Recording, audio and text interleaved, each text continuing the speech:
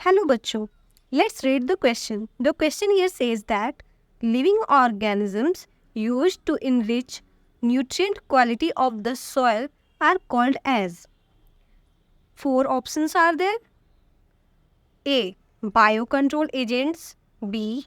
Synthetic fertilizers. C. Biofertilizers. D. Natural fertilizers. तो हमें इस क्वेश्चन में क्या पूछा है कि कौन से लिविंग ऑर्गेनिजम्स होते हैं जिनका यूज़ करके हम सॉइल के न्यूट्रिएंट क्वालिटी को इनरिच कर सकते हैं। तो इसका की कॉन्सेप्ट यूज किया गया है। की concept are biofertilizers and their role in enrichment of the soil.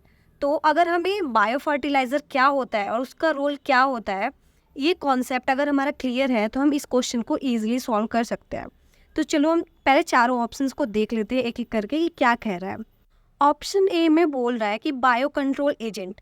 अब बायो कंट्रोल एजेंट क्या होता है? बायो कंट्रोल एजेंट, नाम से ही पता चल रहा है कि bio control. Bio means life and control means life living organism का यूज़ करके अगर हम कोई भी चीज़ को कंट्रोल कर रहे हैं तो उसे बोलते हैं बायो कंट्रोल एजेंट। ये जो बायो कंट्रोल एजेंट्स होते हैं ये प्लांट पे जो भी हार्मफुल पेस्ट हो गए, ये जो प्लांट को हमारे प्लांट को हार्म पहुंचा रहे हैं उस पे ये फीड करते हैं। उस पे फीड करके ये वो हार्मफुल पैरासाइट्स हो गए या फिर वीड्स हो गए, पेस्ट हो गए, इन सबको वो खा जाते हैं जिनसे हमारा प्लांट पे जो हार्म पहुंच रहा है उससे हमारा प्लांट बच जाता है। तो इस तरह से ये बायो कंट्रोल एजेंट हो गए। इसमें एग्जाम्पल में हम देख लेते हैं जैसे कि लेडी बग। जो लेडी बग है ये फीड करती है एफिड्स के ऊपर। ये जो एफिड्स होते हैं ये हमारे प्लांट्स के लिए हार्मफुल होते हैं और इस एफिड्स को ये लेडी बग इस पे फीड करती है, इसको खा जाती है तो हमारा प्लांट बच जाता है। अब लेकिन ये जो बायो कंट्रोल एजेंट्स होते हैं ये मोस्टली क्या करते हैं, ये पेस्ट मैनेजमेंट में हेल्प करते हैं।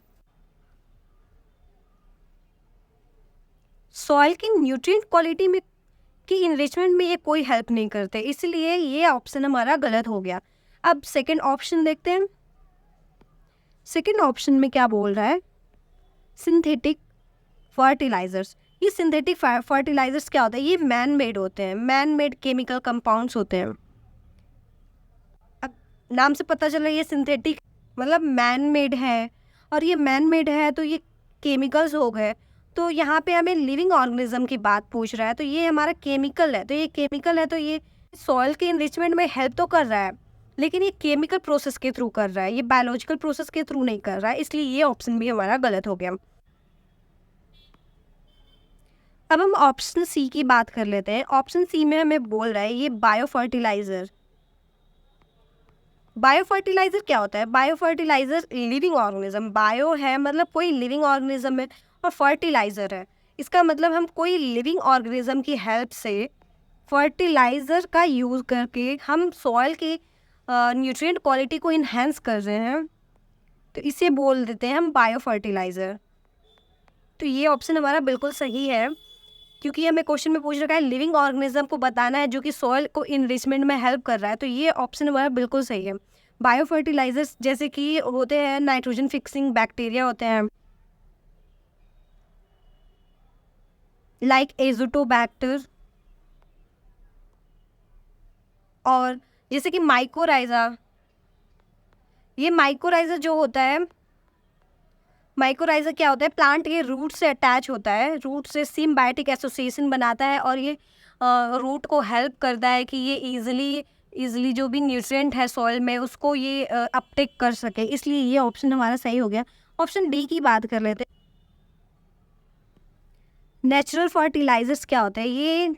ये ऑर्गेनिक कंपाउंड होते हैं।